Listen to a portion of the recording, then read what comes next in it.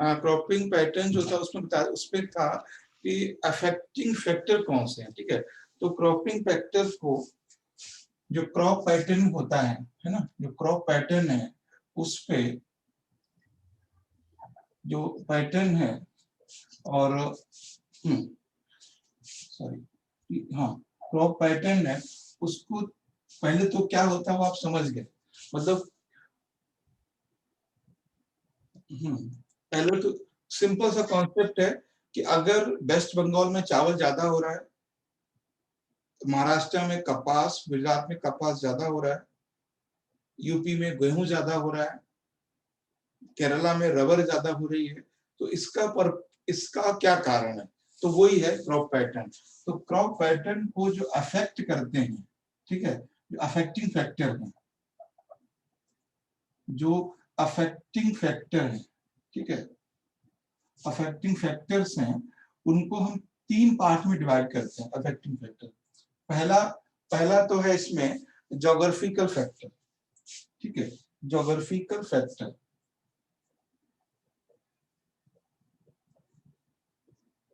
Geographical factor, ठीक, geographical factor का मतलब ये है कि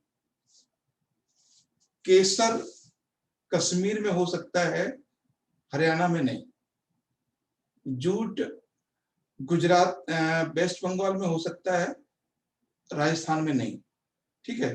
तो ये तो भौगोलिक कारक हो गए, और बताएंगे इसमें क्या क्या चीज शामिल है। दूसरा कारण है इसमें संस्थागत कारक, इंस्टीट्यूशनल फैक्टर, इंस्टीट्यूशनल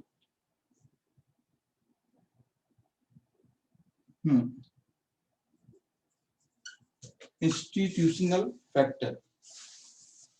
अब इंस्टीट्यूशनल फैक्टर में क्या होता है कि जैसे अगर किसी एरिया में, प्रादेशिक एरिया में अगर कोई संसाधन विकसित है, जैसे मान लीजिए कि हरियाणा में, खासकर हम हरियाणा को छोड़ दीजिए, हम बात करते हैं राजस्थान की, उत्तर पश्चिम राजस्थान, बाड़मेर, जैसलमेर, और खासकर बाड़मेर, हनुमानगढ़, श्री गंगानगर, 3 जिले हैं।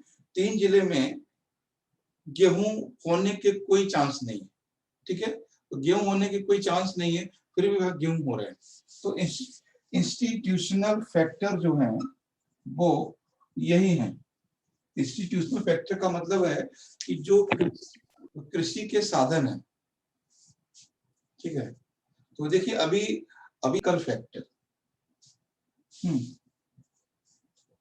पॉलिटिकल फैक्टर,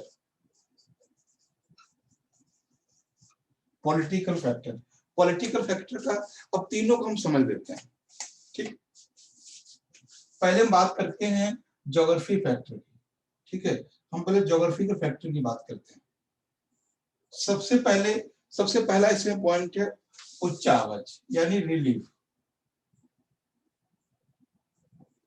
ठीक है, रिलीफ, रिलीफ, रिलीफ का मतलब आप समझ गए, है ना, रिलीफ का मतलब आप समझ गए। Yes sir. जम्मू कश्मीर का सियाचिन वाला एरिया, हिमाचल का लद्दाख वाला एरिया, उत्तराखंड का रुद्रप्रयाग वाला एरिया, यूपी का मेरठ वाला एरिया, ठीक है। तो इसका मतलब क्या क्या है कि यूपी का जो मेरठ एरिया है ना, ये जो मान लीजिए कि अगर सपोज कीजिए कि आपका आगरा एरिया है ना, आगरा है, शिमला है ना, शिमला है, करगिल है, तो उसके बाद हरिद्वार है, ठीक है। तो इसमें क्या है कि जो यहाँ क्रॉप है, यहाँ क्रॉप है, यहाँ क्रॉप है, उसका सबका अलग अलग फैक्टर है। तो ये रिलीफ है, मतलब सबसे ऊंचा इसमें करगिल है, उससे नीचा इसमें शिमला है, फिर हरिद्वार है, फिर आगरा है। तो इस तरह से रिलीफ फैक्टर काम करते हैं। उसके बाद है नेक्स्ट पॉइंट है इसमें सॉइल, ठीक है। अब सॉइल देखिए, सॉइल का मतलब आप क्या है, ठीक है, सॉइल का मतलब आप समझ रहे हैं कि Deccan area, type of soils हो जाएगा ना पूरा टाइप ऑफ सॉइल, सीधी सी बात। तो दक्कन एरिया है, रेड सॉइल है, सैंडी सॉइल है, जो भी है, और इसमें जितने जितने प्रकार की मिट्टी होगी। Yes sir, 8 type of soils. बस देखो, आप ये रख लीजिए, सॉइल एक तीर ऐसा बना दीजिए जिसमें है क्रॉप, ठीक है, सेम एक तीर ऐसा बन जाएगा, है ना। अगर आपको क्रॉप पता है तो सॉइल बता सकते हो, अगर आपको सॉइल पता है तो क्रॉप बता सकते हो, है ना। पूरे हिंदुस्तान की मिट्टी को अगर हम एक जगह रखें तो बता सकते हैं कि कैसी खेती होती होगी, या पूरे हिंदुस्तान की क्रॉप को अगर हम अपने मुट्ठी में रख लें और बताएं देखो ये है, तो पता चल जाए, ठीक। तो सॉइल भी क्रॉप को डिसाइड करती है, सीधा सी बात है, सॉइल भी। अभी क्या हुआ था, एक क्वेश्चन आया था यूपी पीसीएस में, तो उसमें क्वेश्चन ये था कि इंडिया में कितने एग्रो क्लाइमेटिक जोन है, इंडिया में कितने क्लाइमेटिक जोन है। तो आपको ये पता था कि इंडिया में जो सॉइल है वो कितनी टाइप की है, 8, ठीक। और एग्रो क्लाइमेटिक जोन थे, उसमें ऑप्शन ये दिए हुए थे, शायद 12 था, 15 था, 9 था, 5 था, ऐसा कुछ था। जब सॉइल 8 प्रकार की है, इसका मतलब है एग्रो क्लाइमेटिक जोन 9 प्रकार के हो सकते हैं, 15 तो होंगे नहीं, है ना। तो ये से क्वेश्चन, वो एग्रो क्लाइमेटिक जोन वाला क्वेश्चन सॉइल से निकल आया था। तो ये तब कर पाओगे जब आप समझ के करोगे। तो ये था आपका सॉइल। नेक्स्ट है इसमें क्लाइमेट। क्लाइमेट क्लाइमेट क्लाइमेट में आप समझ सकते हो, टेम्परेचर, रेनफॉल, ये सारी बातें आती हैं। और उसके बाद है इसमें 3 ही फैक्टर हैं जो ज्योग्राफिकल फैक्टर है, रिलीफ, सॉइल और क्लाइमेट।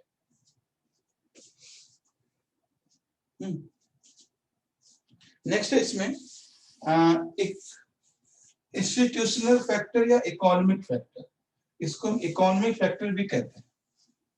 अब इनमें तीनों में लिख सकते हो ना कि सॉइल कैसे प्रभावित करता है। उसके बाद है इसमें इंस्टीट्यूशनल फैक्टर लिख सकते हैं या फिर इकोनॉमिक फैक्टर लिख सकते हैं, एक ही बात है, इकोनॉमिक फैक्टर। देखिए, इकोनॉमिक फैक्टर का मतलब आर्थिक कारक। Economic factor means first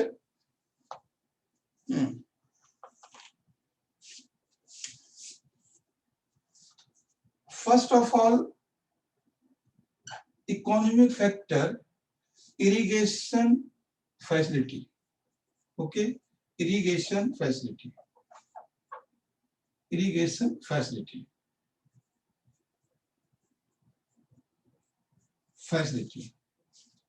if a particular area have irrigation facility, that may be more productive area, like western UP, Punjab and Haryana. Punjab and Haryana has no climatic zone, no climatic condition, no relief condition, no soil fertility in this area, but irrigation facility and extra treatment facility is a rich area in the cropping, in agriculture. Punjab में बारिश कम होती है, फिर भी गेहूं में प्रति hectare number 1। Haryana में बारिश कम होती है, फिर भी नंबर 1। राजस्थान का उत्तर पश्चिम area, Hanumangarh, Sri Ganganagar, number 1 agriculture में। Western UP, Eastern UP has a more rainfall in comparison to Western UP, but maximum production area is a part of Western UP because they have the economic facility, irrigation facility, more tube wells, more canals. Okay, तो ये है कि economic factor में बहुत कुछ आता है। Next है इसमें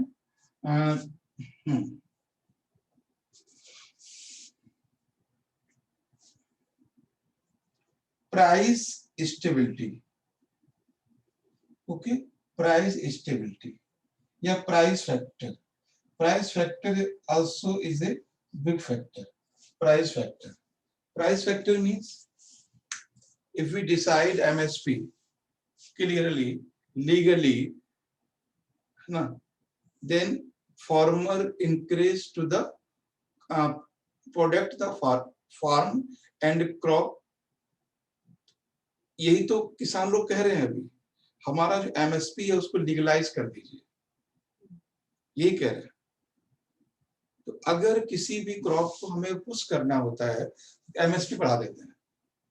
मान लीजिए अभी हमारे इंडिया में ये मेज है, सपोज कीजिए मक्का है, ठीक है, मक्का का जो की कीमत है वो मान लीजिए कितना है, मान सकते हैं, आई डोंट नो बट कितना हो सकता है, 1500 पर क्विंटल, ठीक है.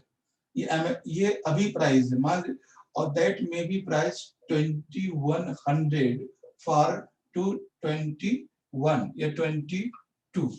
तो मेज का प्राइस अगर MSP 22 में 2100 हो जाता है 1500 से, तो इसका मतलब क्या है कि जो किसान है, जो फार्मर है, वो मेज यानी मक्का को ज्यादा प्रोड्यूस करेंगे compare of other crop. Yes sir. Yes sir. ये भी बहुत फैक्टर करता है, प्राइस फैक्टर. और आपने देखा होगा मोस्टली, जैसे मान लीजिए एक क्रॉप है उर्द, है ना, बाजरा, जौ, मिलेट्स जिसको बोलते हैं, इनका कोई प्राइस फिक्स नहीं है ना, और इनकी डिमांड बहुत कम है. फॉरेनर में डिमांड नहीं है. Tobacco demanded crop, sugar cane is a demanded crop. Sugar cane का MSP डिसाइड है, ओके, बट टोबैको का MSP डिसाइड नहीं है, फिर भी वो डिमांडिंग क्रॉप है तो किसान करते हैं उसको. राइस का MSP डिसाइड इसलिए किसान करते हैं. गेहूं का MSP डिसाइड इसलिए करते हैं. अब मूंगफली का MSP डिसाइड ही नहीं तो क्या करेंगे. तिल का MSP डिसाइड नहीं तो क्या करेंगे. ऑयल सीड का किसी का MSP डिसाइड नहीं है, तो क्यों करेंगे, है ना. आपने देखा होगा मोस्टली किसान जो फार्म हाउस वाले हैं, अगर वो वेजिटेबल्स नहीं करते हैं, उनको पता ही नहीं है कि जो हम टोमेटो का प्रोडक्शन कर रहे हैं वो किस प्राइस में जाएगा. मे बी 60 रुपीज के भी, मे बी 6 रुपीज के, कोई पता नहीं उनको. Yes sir. ये जो अनस्टेबिलिटी है प्राइस में, ये एग्रीकल्चर पैटर्न को चेंज करती है ना. अब जो वेजिटेबल्स है, आपको पता है कितनी जरूरी है वेजिटेबल्स हमारे लिए. मतलब उसमें आयरन, प्रोटीन, विटामिन, कार्बोहाइड्रेट, यानी सब कुछ उनके अंदर है. हम बोलते हैं खीरा खाओ, हम बोलते हैं लौकी खाओ, हम बोलते हैं टमाटर खाओ, है ना, हम बोलते हैं रेशेदार सब्जी खाओ, प्रोटीन खाओ, दाल खाओ. अरे कैसे खाए आदमी, प्राइस नहीं है उसका फैक्टर. तो ये सारी प्रॉब्लम है, और ये गवर्नमेंट को सोचती है, गवर्नमेंट सा नहीं है तो, लेकिन हो नहीं पा रहा. तो प्राइस फैक्टर. नेक्स्ट है इसमें size of land. Size of land, है ना, साइज ऑफ लैंड, या कह सकते हैं साइज ऑफ फील्ड. यानी जो जोत का आकार है, land holder, size of land holdings. Land holding समझते हैं. मान लीजिए कि अगर किसी के पास एक खेत है, ये मान लीजिए 100 बीघा है ना, और किसी के पास मान लीजिए 4 बीघा है, तो वो क्या करेगा, ठीक है. तो जो 100 बीघा वाले को फायदा ज्यादा होगा ना, फायदा ज्यादा जो इसमें क्रॉप पैटर्न ज्यादा अच्छा होगा, वो उस क्रॉप को ज्यादा कर सकता है. इसमें बहुत ज्यादा प्रॉब्लम होगी 4 बीघे वाले को. वो ऐसे करेगा, इस तरह से, है ना, इस तरह से करेगा. इसी में सब्जी उगाएगा, इसी में धनिया उगाएगा, इसी में प्याज उगाएगा, इसी में जानवरों के लिए चारा भी उगाएगा, है ना. तो ये सारी चीजें उसको उसी में सरसों करना है, उसी में गेहूं करना है, उसी में चावल करना है, उसी में आलू करना है, उसी में लहसुन करना है, उसी में सब्जी, हरी सब्जी वो सारी करनी है। तो जो लैंड होल्डिंग भी फैक्टर करता है, लैंड होल्डिंग फैक्टर। उसके बाद है आर्थिक फैक्टर है क्रॉप इंश्योरेंस। नेक्स्ट लिख लीजिए, ये सारे फैक्टर लिख रहे हैं ना, पहला इरिगेशन, दूसरा प्राइस, तीसरा साइज ऑफ लैंड होल्डिंग, और थर्ड क्या था? साइज ऑफ लैंड फील हो गया ना थर्ड, फोर्थ हाँ आएगा। अच्छा, उसी बताया था, ठीक है ठीक है। नेक्स्ट है इसमें पॉलिटिकल फैक्टर्स आएगा। हाँ, crop insurance, crop insurance, insurance, crop insurance, ठीक है। यानी जो बीमा है, अगर क्रॉप का बीमा होता है तो सिंपल सी बात है, इसका मतलब है कि क्रॉप का जो प्रोडक्शन है उसको लेके सिक्योरिटी मिल जाएगी ना सर, सिक्योरिटी प्रोडक्शन करने के लिए हम्म, सिक्योरिटी मिल जाएगी, जैसे कि हमारी सिक्योरिटी क्रॉप मिल खराब जाएगी। होगी हाँ, तो पैसा सिंपल मिल सी बात जाएगा। है, जिसे मैंने बोला अगर उनको पता हो तो वो कर सकते हैं। अब जैसे मान लीजिए कि एक फसल है, कई सारी ऐसी क्रॉप्स हैं जो बहुत सेंसिटिव होती हैं, लाइक जैसे टोबैको है, टोबैको काफी सेंसिटिव है। अगर टाइम पे बारिश नहीं हुई, फर्टिलाइजर नहीं है, तो तंबाकू नहीं हो पाती है। और भी बहुत सारे ऐसे फसल हैं जिनमें इनको फ्रॉस्ट इफेक्ट करता है, पाला इफेक्ट करता है, ठीक है। और बहुत सारी ऐसी क्रॉप्स हैं, जैसे टोमेटो है, टोमेटो एक ऐसा क्रॉप है जिसमें बहुत ज्यादा डिजीज लगता है, बहुत ज्यादा पेस्टिसाइड की जरूरत होती है। कभी पता चला कि टोमेटो में कोई ऐसी बीमारी लग गई जिसका पेस्टिसाइड ही नहीं है, तो किसान क्यों रिस्क लेगा? मान लीजिए किसान ने 50 बीघा बो दिया टमाटर, ठीक है, लगा दिया टमाटर, फिर पता चला टोमेटो को कि कोई उसमें बीमारी लग गई, या टोमेटो का बीज ही अच्छा नहीं है, तो अगले वो 10 साल तक तो करेगा नहीं, जब तक उसको याद रहेगा, और ना आस पड़ोस वाले करेंगे। हाँ, वही अगर उसने यस सर। 50 बीघे का किया था, उससे सिक्योरिटी दी जाती, कोई बात नहीं है, तुम्हारा जितना प्राइस है हम देंगे, तो अगले साल वो फिर करता, कोई दिक्कत नहीं, सरकार है ना, निपट लेंगे वो लोग। तो ये चीजें हैं, तो क्रॉप इंश्योरेंस। उसके बाद स्टोरेज का भी हो जाएगा सर इकोनॉमी में। उसके बाद है इसमें स्टोरेज प्रॉब्लम। इन्वेस्टमेंट, वही पॉइंट है इसमें, इन्वेस्टमेंट, है ना, इन्वेस्टमेंट, ये भी है इन्वेस्टमेंट। नेक्स्ट पॉइंट है इन्वेस्टमेंट। इन्वेस्टमेंट का मतलब समझ रहे हो आप? स्टोरेज आ गया, ट्रांसपोर्टेशन आ गया, पेस्टिसाइड आ गया, बहुत सारी बातें।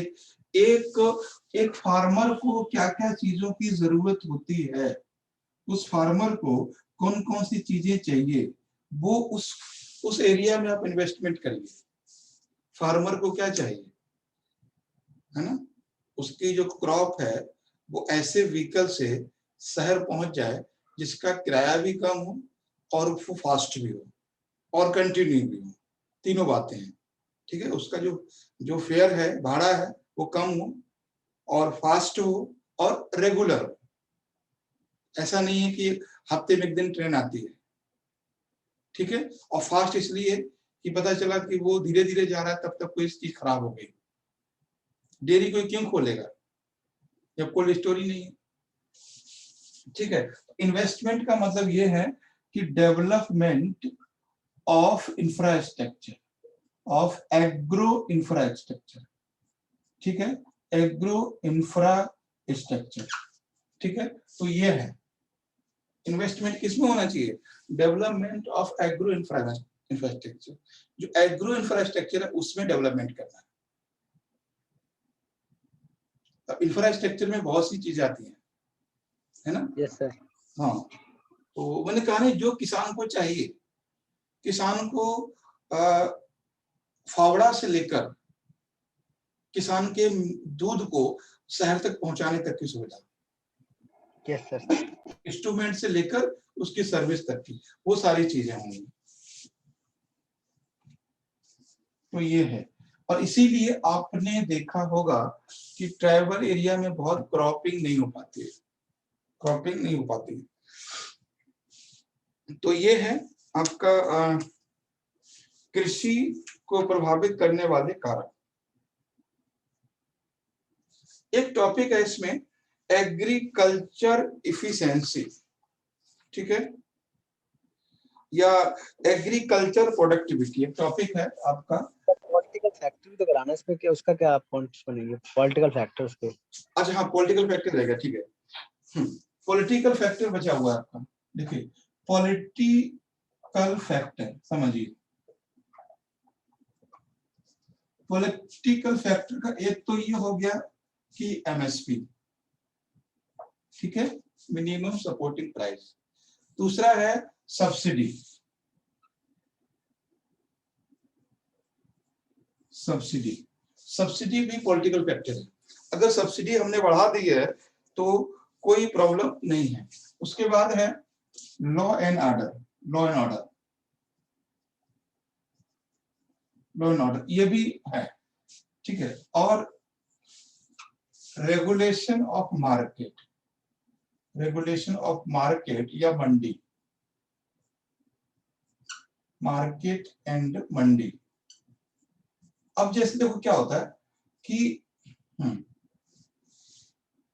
मंडी या मंडीज, तो जो जितने भी मंडी हैं, अब बताइए, अभी जो किसान ये कह रहे हैं कि हमारा अनाज है वो कुछ लोग हमसे खरीद के फिर दोबारा हमें को महंगा देंगे, ठीक।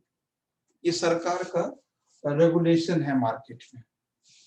तो फार्मर उस क्रॉप को क्यों खरीदेंगे, क्यों क्यों करेंगे जिसको उनके फ्यूचर में अनसिक्योरिटी हो उसको लेकर। अब मान लीजिए पता है कि टोमेटो एक ऐसा क्रॉप है ना, टोमेटो है, बहुत सारे ऐसे मिल्क प्रोडक्शन है, बहुत सारे ऐसे प्रोडक्शन होते हैं जो इजीली खराब होने वाले हैं, तो उनका वो लोग प्रोडक्शन नहीं करेंगे, उनका प्रोडक्शन वो नहीं करेंगे, क्योंकि उनको पता है अगर ये जो मार्केट वाले खरीद लेंगे तो हमसे तो खरीद लेंगे कि हमारी मजबूरी होगी कि टोमेटो को 10 रुपए बेचने की, है ना, हमारी तो मजबूरी होगी कि टोमेटो को 10 रुपए पर केजी बेचने की। लेकिन हम अगर नहीं अब ध्यान दीजिएगा, अगर हम नहीं बेचते हैं तो हमारा टोमेटो खराब हो जाएगा, क्योंकि हमारे पास स्टोरेज फैसिलिटी नहीं है। अब ये हो गया। अब सारे जितने भी मार्केट में वायर हैं, जितने भी खरीदार हैं, जितने बिजनेसमैन हैं, वो कहते हैं कि नहीं जी हम तो 9 रुपए से 11 रुपए खरीदेंगे, जितने भी मार्केट में लोग हैं। अब क्या करोगे, है आपकी मजबूरी है, कितना दिन रोक सकते हो, 2 दिन 3 दिन 5 दिन, इससे ज्यादा नहीं रोक सकते। अब टोमेटो को खराब हो जाएगा, आपको मजबूरन इनको 10 रुपए 11 रुपए देना पड़ेगा। फिर यही लोग वापस 60 रुपए किलो देंगे हम लोगों को, यही टोमेटो। अगली साल कर लेते हैं फिर वो। तो नेक्स्ट ईयर फार्मर क्यों टोमेटो करेगा, नहीं करेगा, वो गेहूं करेगा, बोलेगा छोड़ो कोई दिक्कत नहीं, बिकेगा नहीं तो अगली साल बेचेंगे, खराब थोड़ी हो जाएगा। गन्ना भी नहीं करेगा, गन्ना क्या करेगा, मान लीजिए गेहूं तो ऐसा किलो ठीक है कोई दिक्कत नहीं हम खा लेंगे, गन्ना थोड़ी खा लेगा, तो तंबाकू थोड़ी खा लेगा, मूंगफली थोड़ी खा लेगा, बाजरा थोड़ी खा लेगा, दाल थोड़ी खा लेगा, है ना, क्या खा लेगा। मान लीजिए उसने सौंफ बोई है, सौंफ थोड़ी खा लेगा, जीरा थोड़ी खा लेगा वो। तो ऐसी क्रॉप, कॉमर्शियल क्रॉप जो है बहुत कम हो जाएगी मार्केट में, उनकी प्राइस बहुत ज्यादा हो जाएगी। तो ये चीजें हैं, ये एमएसपी है, सब्सिडी है और लॉ एंड ऑर्डर है। तो ये पॉलिटिकल फैक्टर हैं, और पॉलिटिकल फैक्टर आपको साफ दिख रहे हैं, कैसे किसान तड़प रहे हैं, कैसे किसान परेशान है, ठीक है, ये है।